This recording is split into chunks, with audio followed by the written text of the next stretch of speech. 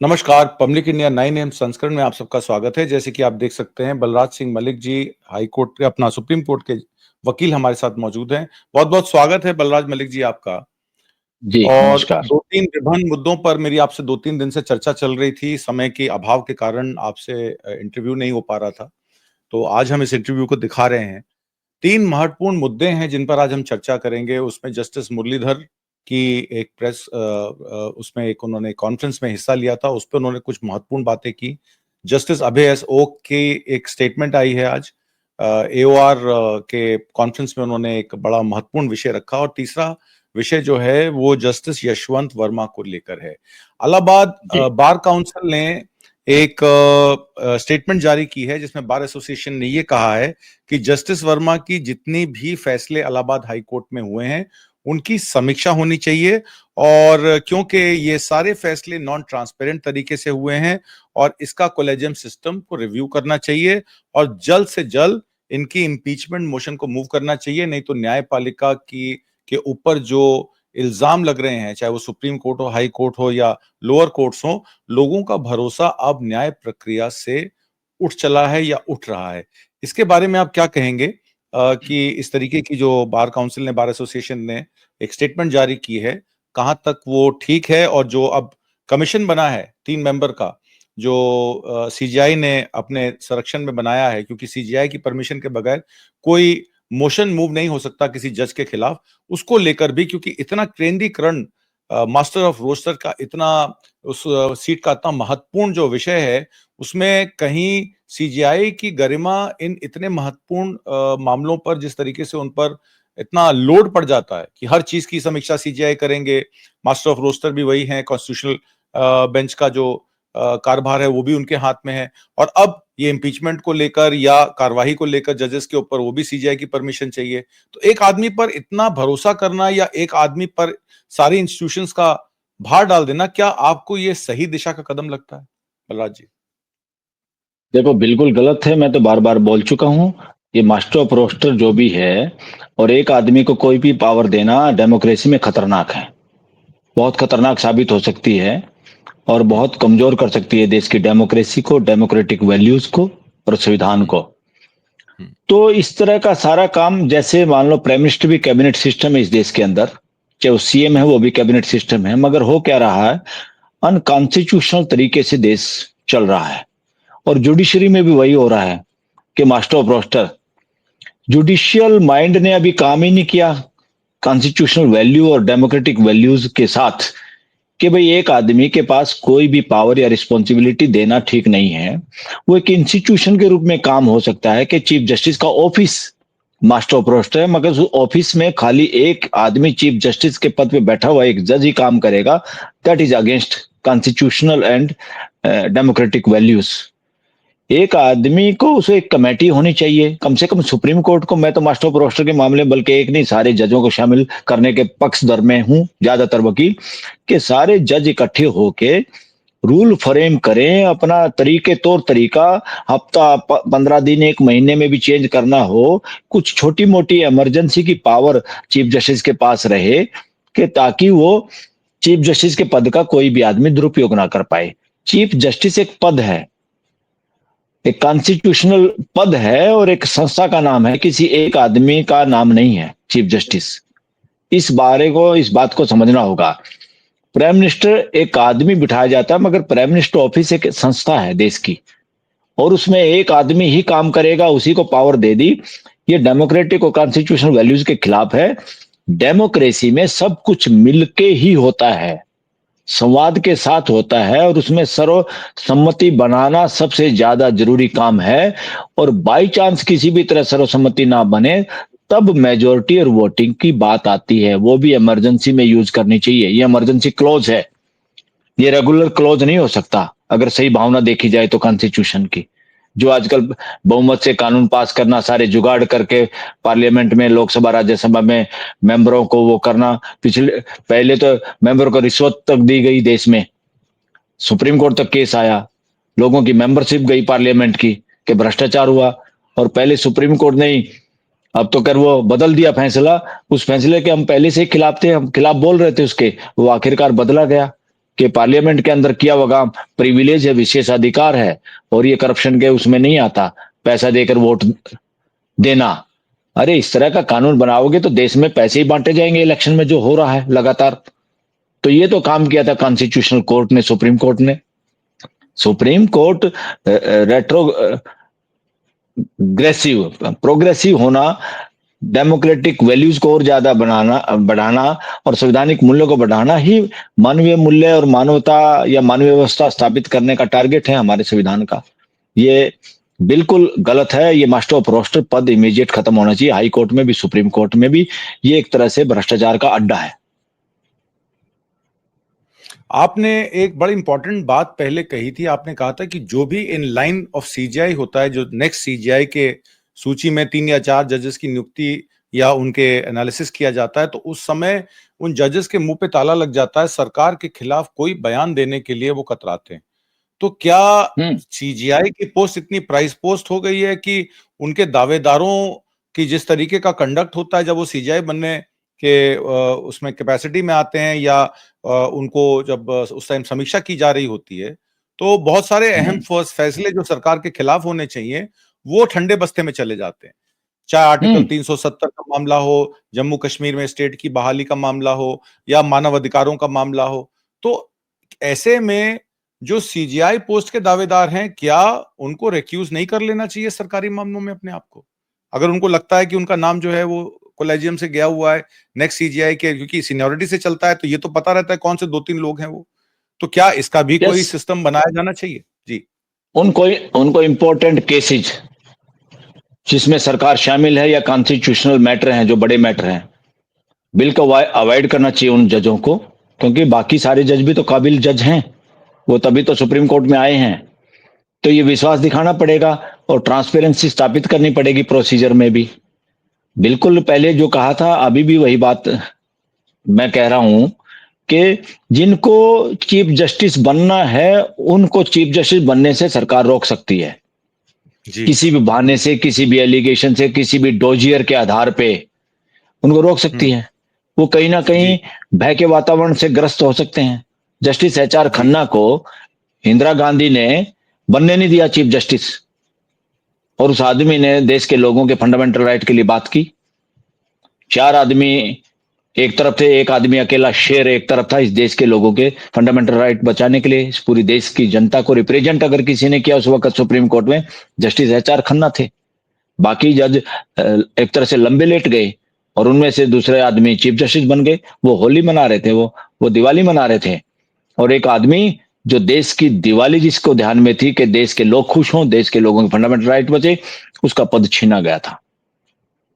हो सकता है बीजेपी ने या बीजेपी सरकार में बैठे हुए लोगों ने उसी बात को पॉलिटिकली या वोट की राजनीति के को भुनाने के चक्कर में एचआर खन्ना को चीफ जस्टिस या सुप्रीम कोर्ट में लाने का काम किया, क्योंकि काफी लोगों को इग्नोर किया गया, मेरिटोरियस लोगों को, सीनियर लोगों को, और जस्टिस खन्ना को प्रमोट किया गया सुप्रीम कोर्ट में।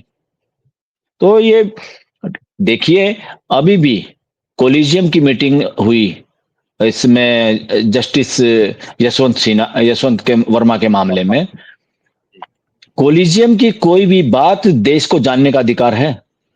ये देश की सुरक्षा से जुड़ा हुआ मामला नहीं है, कोई खतरनाक मामला है कि इमीडिएट कोई देश को नुकसान हो जाएगा इस खबर को। उनकी जो कोलिजियम के लोगों ने, किसने ट्रांसफर के हक में बात की, किसने इंक्वायरी के हक में बात की, किसने एफआईआर के हक में की या नहीं की, वो देश के सामने आनी चाहिए। और जो मैं बात कर रहा हूं उस बात में दम मिलेगा कि जो लोग चीफ जस्टिस बनने की लाइन में हैं उनकी भाषा कुछ और होगी, और जो लोग चीफ जस्टिस की लाइन में नहीं है कोलिजियम में, उनकी भाषा कुछ और मिलेगी। अगर देश के सामने कोलिजियम ने कि मीटिंग में जो कुछ हुआ, किसने क्या स्टेटमेंट दी, किसका क्या कहना, अगर देश को बता दिया जाए तो, और जो बताना ही चाहिए, देश को जानने का अधिकार है और सुप्रीम कोर्ट की ड्यूटी है देश को बताना चाहिए। इसमें एक और विषय है कि जो ऐसे पद पर बैठे हाई कोर्ट के जज हैं, सेशन कोर्ट के जज हैं, डिस्ट्रिक्ट कोर्ट के भी जज हैं, तो उन पर एफआईआर का प्रावधान नहीं है जब तक सीजीआई उस पर कमीशन इंक्वायरी ना बिठा दें और जब तक वो इंक्वायरी कंप्लीट ना हो जाए। एक ऐसा रेफरेंस कल एक कोर्ट में लगा, तो उसमें रजिस्ट्री में कह दिया गया ठीक है आप रजिस्ट्री करा लीजिए और हम अगली डेट लगा देते हैं जिसपे सुनवाई होगी एफआईआर पर। अब बार एसोसिएशन इलाहाबाद की ये भी कहती है कि इसमें ईडी, सीबीआई और डायरेक्टरेट ऑफ इन्वेस्टिगेशन, क्योंकि आपको पता है पीएमएलए रूल सेक्शन 45 में जिस तरीके की अमेंडमेंट्स की गई, ईडी की ईसीआईआर की कॉपी तक भी दोषी को नहीं दी जाती। The onus of proving that you are not guilty is on the accuse and not on the prosecution. तो सवाल ये हो जाता है कि जब प्रोसिक्यूशन पूरा हावी है ईसीआईआर के तहत पॉलिटिशियंस पर, बिजनेसमैन पर या और आम आदमियों पर, उस केस में हाई कोर्ट के जज में इतनी बड़ी मात्रा में जली हुई करेंसी गायब हो जाती है, उसका वीडियो अगर नहीं होता, साक्ष्य नहीं होता, तो शायद ये मामला कभी उठता ही नहीं। और वो तो धन्यवाद बिल्कुल। देना चाहिए उस पत्रकार का जिसने इस बात को उठाया और पब्लिक डिस्कोर्स में लेके आया। और उस पे अगर टाइम के रहते, अब जैसे वो नोट 14 तारीख को जलाए गए, ये रिपोर्ट उसके ठीक 8 दिन 9 दिन बाद आती है, 21 या 22 तारीख को, उसके बाद हलचल मचती है। फोरेंसिक हो नहीं सकता, वो जगह को साफ कर दिया गया है, वहां पे कोई विटनेसेस रिकॉर्ड नहीं हुए, एफआईआर आप सीजीआई की परमिशन के बगैर करा नहीं सकते, तो वो तो सब लीपापोती हो जाएगी। मुकुल रोहतगी ने तो बहुत सारे सवाल खड़े कर दिए, वो करेंसी कौन किसकी थी, नकली थी, असली थी, ताला लगा था, नहीं लगा था, विटनेस क्यों नहीं बुलाए, उसकी निशानदेही क्यों नहीं हुई। तो इन सब मामलों को लेकर तो केस वैसे ही प्रोसिक्यूशन वीक कर देगी, क्योंकि प्रोसिक्यूशन के पास कोई एविडेंस ही नहीं है। तो फिर इस मामले को तो जैसे पुराने केसेस में होता आया है कि जजेस जब तक रिटायर ना हो जाए वो केस चलते रहते हैं, वो अपना रिटायरमेंट लेके बेनिफिट ले लेते हैं, उसके बाद जो होगा होगा। आपने देखा होगा निर्मल यादव के केस में पंजाब हरियाणा हाई कोर्ट में सडनली आता है कि अब उसमें ऑर्डर होने वाला है। आपको याद होगा वो 5 लाख या 50 लाख का अमाउंट जो है एक नेम सेक लेडी जज के घर पैसा पहुंच गया था, वो केस का अभी तक फैसला नहीं हुआ है। तो अब सारे मामले, फिर शेखर यादव का मामला हो, निर्मल यादव का मामला हो, जस्टिस, अब ये सारे मामले फिर से खड़े हो रहे हैं।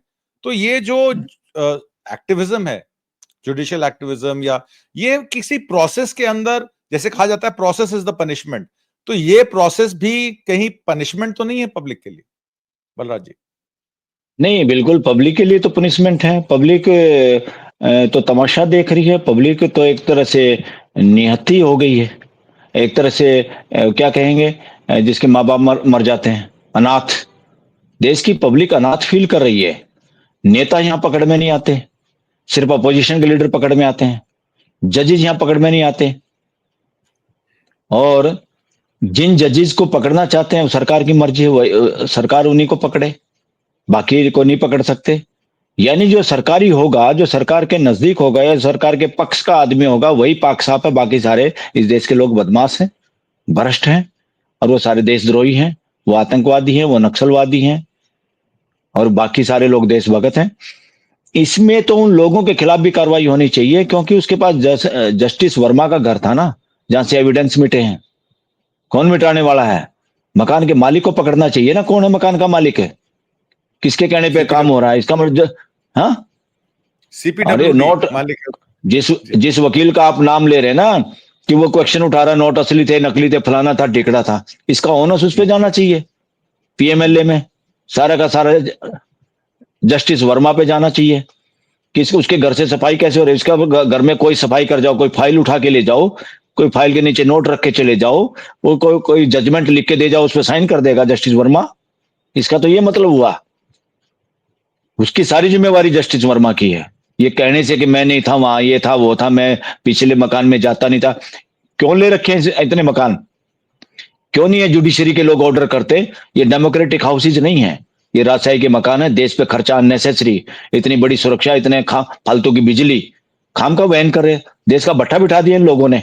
जितने एमपी हैं, मिनिस्टर हैं, इवन राष्ट्रपति हैं, प्रधानमंत्री हैं, ये सारे जजेज हैं, इन्होंने ये देश को गरीब बनाने में इनका हाथ है सबका। अननेसेसरी जितना मकान इनको नहीं चाहिए उस मकान में रह रहे हैं। ये सारे के सारे मकान इनसे छीनने चाहिए, बहुत जरूरी है। ये अपने आप नहीं करेंगे, अपने आप तो ये माइलोड भी कहना नहीं बंद करवाए, कानून बनने के बावजूद ही अपने आप को माइलोड कहलवाना पसंद करते हैं। एक हर जज के मुरलीधर को छोड़ के सबका मुंह सिला हुआ है, आप कानून के बावजूद भी अपने आप को माइलोड कहला रहे हो। कितनी बदमाशी है देश के साथ, कितनी बदमाशी है वकीलों के साथ, और वकील हिम्मत नहीं कर पा रहे कि जो एड्रेसिंग तरीका जो बनाया है, जजों को क्या कहा जाए, कोर्ट को कैसे संबोधित किया जाए, और कानून बनने के बाद बार काउंसिल का चेयरमैन भी इसको कानून को फॉलो नहीं करता। ये है देश में सिस्टम ऑफ लॉ की बात। रूल ऑफ लॉ नहीं मैं कहूंगा, रूल ऑफ लॉ बकवास शब्द है, बकवास ये एक तरह से वर्ड है रूल ऑफ लॉ। रूल नहीं है देश में, डेमोक्रेसी में रूल नहीं होता। ना रूल ऑफ लॉ होता, ना रूल ऑफ मैन होता, ना रूल ऑफ किंग होता। उसमें एक व्यवस्था होती है, सिस्टम होता है, सिस्टम ऑफ लॉ।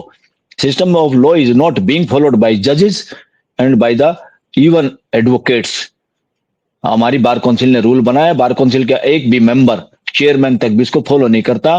और देश की यंग जनरेशन जो हमारे एडवोकेट वो इंतजार करते हैं कि ये हमारे सीनियर लोग कैसे बोलते हैं। हम उनको भी कमजोर करने में, संस्था को कमजोर करने में लगे हुए हैं। जजेस भी शामिल हैं और हम वकील लोग भी शामिल। तो जो ट्रांसपेरेंसी है जिसमें जजेस इंक्वायरी एक्ट 1968 है, उसमें सिविल सोसाइटी के लोगों को भी शामिल होना चाहिए। जजेस की अपॉइंटमेंट में भी पार्लियामेंट के पैनल को बैठना चाहिए जो डिसाइड करेगा। ये कोलेजियम तो एक नॉन ट्रांसपेरेंट सिस्टम है। 250 देखिए परिवारों का। देखिए जी। आतमजीत जी 100% सही है। ये दोनों ही खतरनाक हैं, ये कोलिजियम भी और ये एनजेएसी भी। ये दोनों के दिमाग में खराबी है, अनडेमोक्रेटिक है, राजशाही, तानाशाही, व्यक्तिवाद है इन लोगों के दिमाग में, खुरापात है। इनके दिमाग में डेमोक्रेसी विचार नहीं। वो डेमोक्रेटिक विचार के हिसाब से ये लोग जी भी नहीं रहे, सोच भी नहीं रहे। डेमोक्रेसी में जनता मालिक है और जनता का प्रतिनिधित्व तो पार्लियामेंट करती है जैसे भी है। और पार्लियामेंट कमेटी बनाए, उसमें जजों का होना जरूरी नहीं है। बुद्धिमान लोग हों, ईमानदार लोग हों, वो पैरामीटर होना चाहिए। और वो ईमानदार लोग उसमें तौर तरीके तय किए जाएं, कौन क्वालिफाइड है उसमें अप्लाई करने के लिए, जज के लिए कोई भी अप्लाई करे। और उसमें रिप्रेजेंटेशन हो समाज के हर अंग का, SC ST OBC माइनॉरिटी सबका, उस हिसाब से रिप्रेजेंटेशन हो सबका। और फिर शॉर्ट लिस्ट हो, वो short list different committee parliamentarian की, जिसमें बाहर से भी एक्सपर्ट लोग हों, समाज के भी अच्छे ईमानदार वकील भी हों, और वो इंटरव्यू ले उनका। बहुत सारे इस तरह के लोग जो जज बनने के लिए, दुल्हे बनने के लिए तैयार रहते हैं, वो फॉर्म नहीं भरेंगे, अप्लाई नहीं करेंगे, क्योंकि उनको पता है ऐसे पर्सन पूछे जाएंगे और देश के सामने सब पता चल जाएगा। जो तुम्हारी कुकर्म है वो अब छुप नहीं पाएंगे। वो इससे बेहतर है तुम जज बनने की लाइन में ना लगो। बहुत सारे लोग जो अब जज बनने की लाइन में है, इनकी हिम्मत नहीं होगी वो फॉर्म भरने की, वो इंटरव्यू फेस करने की। और ये लोग कोलिजम वाले बुलाते हैं, चाय पीते हैं, इंटरव्यू लेते हैं लोगों को, देश को पता नहीं। देश के फैसले करते हो, अपनी जिंदगियों की फांसी चढ़ाते हो, लोगों को फांसी की सजा देते हो। और देश में एक सुधार करना पड़ेगा। सिंगल जज, हाई कोर्ट का हो चाहे डिस्ट्रिक्ट कोर्ट में हो, 7 साल या उससे ऊपर की सजा देने का एक जज के जिम्मे मत छोड़ो। इसका बहुत गलत हो रहा है देश के अंदर, बहुत गलत फैसले हो रहे हैं। उससे लोगों की लिबर्टी, राइट टू लाइफ, कितने लोग हैं जिनको सजा दी जाती है हाई कोर्टों में और जेलों में पड़े रहते हैं, गरीब गुरबे लोग तो। और कितने सालों के बाद वो बरी होते हैं, हाई कोर्ट से बरी होते हैं, सुप्रीम कोर्ट से बरी होते हैं, जमानत मिलती नहीं उनको। जमानत देने में इधर उधर घूम रहे हैं। डिस्ट्रिक्ट कोर्ट, हाई कोर्ट ऐसे समझ रहे इसको इतना लोगों के जो फंडामेंटल राइट टू लाइफ है, राइट टू एक्सप्रेशन है, उसके महत्व को नहीं समझ पा रहे बहुत सारे जज तो। डिस्ट्रिक्ट जुडिशरी की तो हिम्मत ही नहीं लोगों को जमानत दे दे। जो भी प्रोसिक्यूशन करता है, जो कुछ बोल देता है, उनको लगता है इस तरह से जैसे we have to serve the state only. उनके दिमाग में ही नहीं जाता था जजों के कि we have to serve people of this country through the constitution, through the constitutional values and democratic values. जी। इसमें आपने न्यायमूर्ति एस मुरलीधर का जिक्र किया। मैं एक पॉइंट आउट करना चाहता हूं, स्वतंत्र न्यायपालिका को प्रभावी बने रहने के लिए उसे स्वतंत्र प्रेस की भी आवश्यकता है, और प्रेस की स्वतंत्र बने रहने के लिए उसे स्वतंत्र न्यायपालिका की भी आवश्यकता है। संविधान को बदल बदल कर देश को भ्रष्टाचारियों का स्वर्ग बनाया जा रहा है। ये उन्होंने एक अपने लेक्चर के दौरान ये बात की। उन्होंने RTI कानून को बदलकर कमजोर किया, फिर संशोधन किया। सरकार की बात कर रहा हूं। और आप RTI से कोई निजी यानी पर्सनल सूचना अब नहीं ले सकते। ये अमेंडमेंट्स आ रही हैं DPDA एक्ट में, जिसपे प्रोग्राम मैंने कल किया था। देखिए, जी। अभी तक इस देश में जूरिस्प्रूडेंस बन जाना चाहिए था। Right to expression is the basis of right to life. बोलने का अधिकार ही जीने के अधिकार का मूल आधार है। अगर आप किसी को कहोगे आपको बोलने नहीं दिया जाएगा, रोटी खाओ मौज करो और चुपचाप घर पे टीवी देखो, कोई एक्सेप्ट नहीं करेगा। मानव जाति चुप रहने के लिए नहीं है। मानव जाति इस नेचर के अंदर इस पूरी कायनात को एक्सप्रेस करने के लिए है। ये उसका फंडामेंटल राइट है। ये प्रकृति प्रदत्त अधिकार है। इस रास्ते में जो भी रोड़ा अटकाएगा वो पूरे प्रकृति का विरोधी है। वो पूरे यूनिवर्स को चैलेंज करता है। वो सरकार के रूप में हो सकता है, ब्यूरोक्रेसी के रूप में हो सकता है, जुडिशरी में बैठे हुए जज के रूप में हो सकता है। इस तरह की मानसिकता के लोग जहां भी हैं वो खतरनाक हैं पूरी मानव जाति के लिए। इसलिए आरटीआई को कम करना, बोलने के अधिकार को कम करना, समझो लोगों के जीने के अधिकार पे हमला है। ये अधिकार जितना कम होता है उतना लोगों के जीने पे हमला है, और वो एक तरह से पूरी मानव जाति के या देश के नागरिकों के खिलाफ है। जुडिशरी को इन बातों को समझना चाहिए। जुडिशरी में बैठे हुए जजों को के साथ भी जो करप्शन हो रहा है, उनको रिटायरमेंट के बाद जो नौकरियां देने का जुगाड़ है, जो कानून है, वो इस देश की इंडिपेंडेंस ऑफ जुडिशरी के ऊपर हमला है। वो खतरनाक है। और कितनी बार लोग कह चुके हैं, और ये हकीकत है कि बाद में रिटायरमेंट के आसपास आते ही इन लोगों के फैसले कैसे बदलते हैं, अगर उसकी स्टडी हो जाए सनसनीखेज चीजें सामने आएंगी। इस देश में अभी रिसर्च की तो आदत पड़ी नहीं है, ना लॉ कॉलेजेस में, ना लॉ यूनिवर्सिटीज में। हमारे सामने एक इंडियन लॉ इंस्टीट्यूट है जो इसी मकसद से बनाई थी, उसमें भी कोई ज्यादा रिसर्च नहीं होती इस तरह की बातों पे कि कौन जज है, उसका एक पर्टिकुलर सब्जेक्ट पे किस तरह से उसके जजमेंट है, कोऑर्डिनेट बेंचों के कैसे जजमेंट है। अरे land acquisition and fair compensation के मामले में कितना नंगा नाच हुआ सुप्रीम कोर्ट के अंदर। कोऑर्डिनेट यानी इक्वल स्ट्रेंथ के बेंच को फॉलो करना होता है किसी बेंच को, अगर वो फॉलो नहीं करता तो उसको रीजन देके चीफ जस्टिस को भेजना होता है कि मैं इस जजमेंट को इसलिए हम मानने वाले नहीं, हमें इसमें कुछ बातों के आंसर चाहिए, इसलिए बड़े बेंच को ये मैटर जाना चाहिए। मगर जस्टिस अरुण मिश्रा ने क्या बदमाशी की थी, उसने कोऑर्डिनेट बेंच के द्वारा फैसला दिए हुए के फैसले के खिलाफ फैसला दिया, और फिर उसी आदमी को कॉन्स्टिट्यूशनल बेंच का उसी मामले में हेड बना दिया, और 2 दिन वकील उसको कहते रहे अपने आप को हटा ले इस मुकदमे से। वो बेशर्मी के साथ उसमें बैठा रहा और कन्विंस करने की कोशिश की, डराने की कोशिश की वकीलों की, और चीफ जस्टिस गोगोई नंगा नाच देखता रहा। नंगा नाच करने में उसने गोगोई ने किया था, वही गोगोई जो खुद चोर, खुद थानेदार और खुद जज बन गया था शनिवार को अपने मामले के अंदर।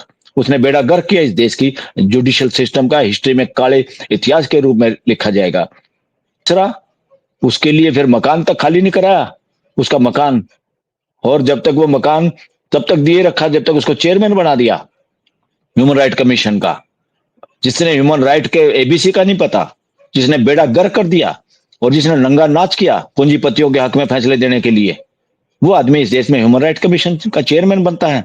इस देश का तो बेड़ा गर्क कर दिया डेमोक्रेसी का और ह्यूमन राइट का, और देश मातहत, देश अनाथ फील करती रही देश की जनता।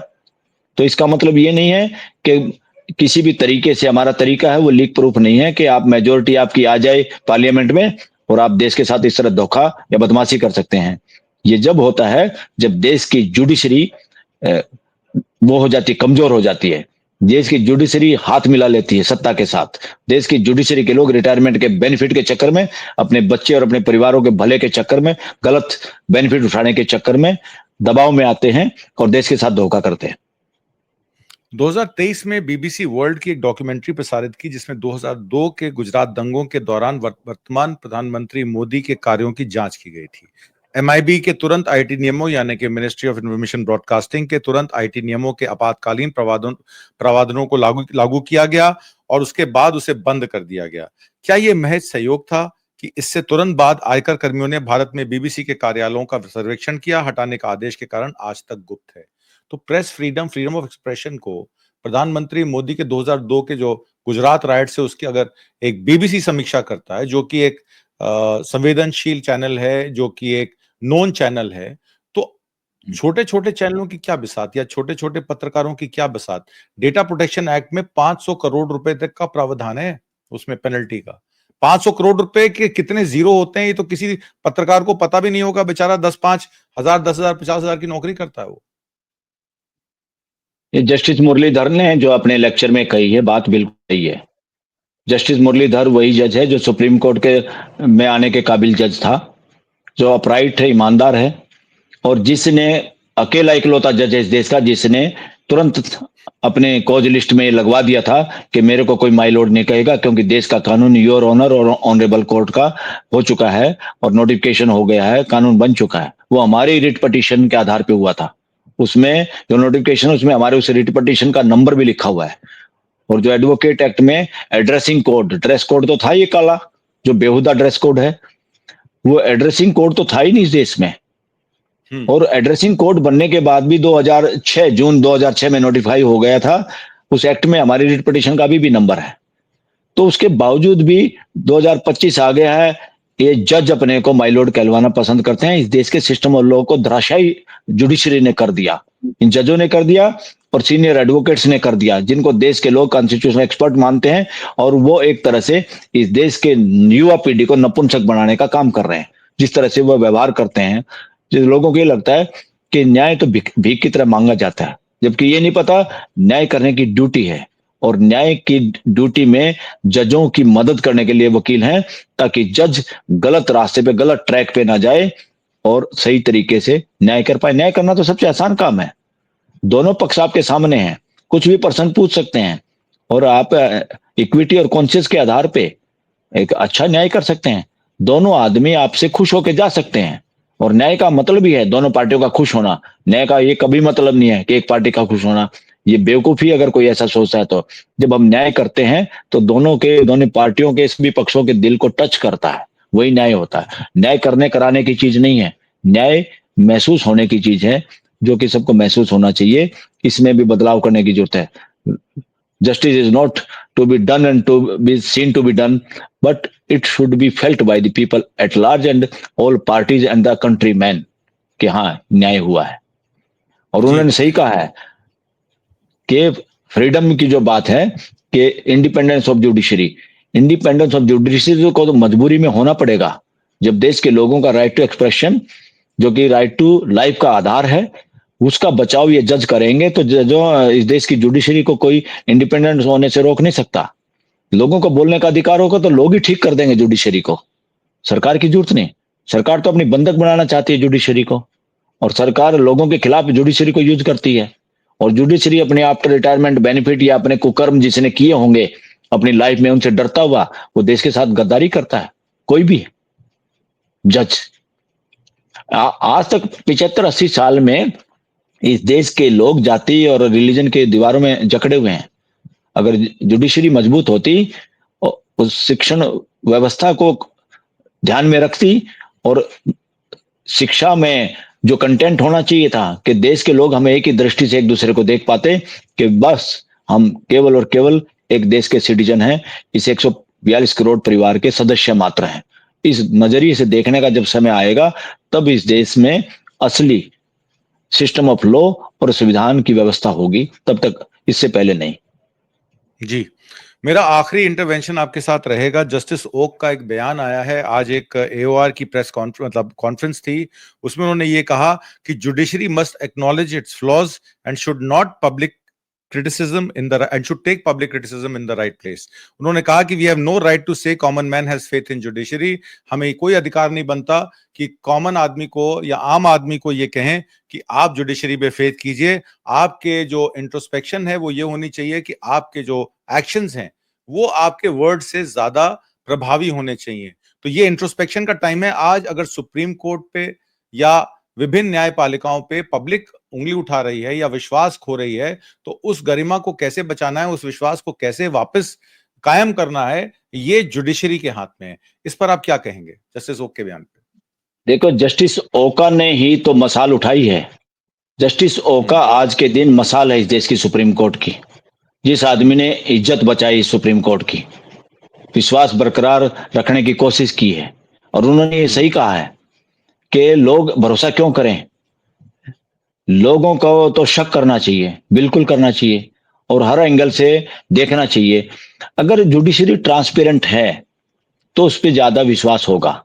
अगर जुडिशरी ट्रांसपेरेंट ज्यादा है तो समझो वो इंडिपेंडेंट है। अगर जुडिशरी ट्रांसपेरेंट नहीं है तो वो इंडिपेंडेंट नहीं है। इससे पता चलता है जितना ओपेक सिस्टम है और जितना ओपेक सिस्टम को बनाए रखना चाहते हैं जुडिशरी, उतनी ही नॉन इंडिपेंडेंट है, उतनी ही सरकार के दबाव में है, या उतनी ही जुडिशरी खराब है। और जिस आपने कहा पीएमएलए में लोगों को एफआईआर की कॉपी देने से भी मना किया। ईसीआर जिसको कहते हैं, उसी के इक्विवेलेंट है। किसने? इसी सुप्रीम कोर्ट ने। इनको पता चलता है एक जज अंदर जाए, उसको जेल कोठड़ी में बंद किया जाए और सबको सपने में जेल दिखाई दे सारे जजों को। जब इनको पता चलेगा कि किसी को बिना इंफॉर्मेशन के आप जेल में डाल सकते हैं? कौन सा काला कानून है ये? आप जा किधर रहे हैं? देश को शासन की ओर धकेलना चाह रहे हैं? देश को शासन से व्यवस्था की ओर हम लेके आए थे संविधान बना के आजादी के बाद। आप देश को शासन की ओर बढ़ा रहे हैं।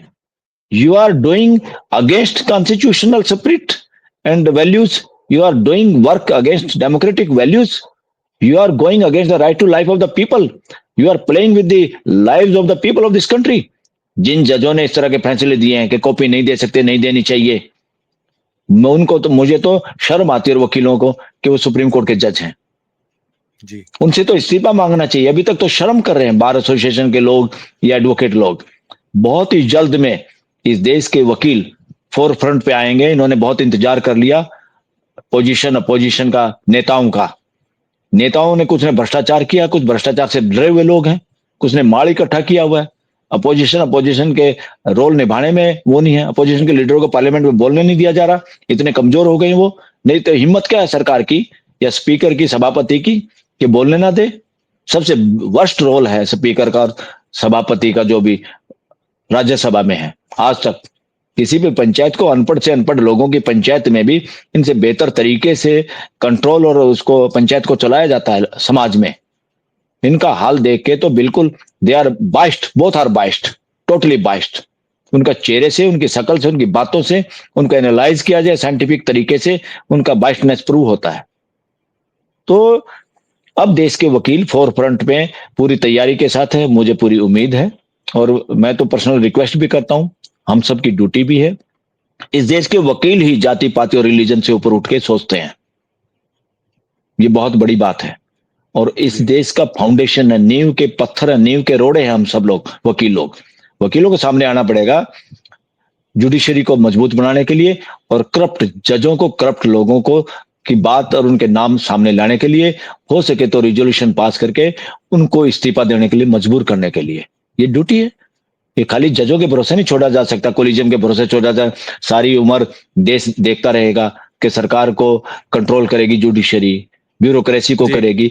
ब्यूरोक्रेसी को बचाती अगर जुडिशरी, इस देश की ब्यूरोक्रेसी में ईमानदार लोग सफर ना करते और भ्रष्ट ब्यूरोक्रेट्स हजारों सैकड़ों करोड़ के आदमी ना होते। इस देश में बोलबाला है भ्रष्टाचारी ब्यूरोक्रेट्स का, और जो ईमानदार हैं बेचारे वो खुड्डे लाइन है। जुडिशरी उनको बचाने में फेल रही है।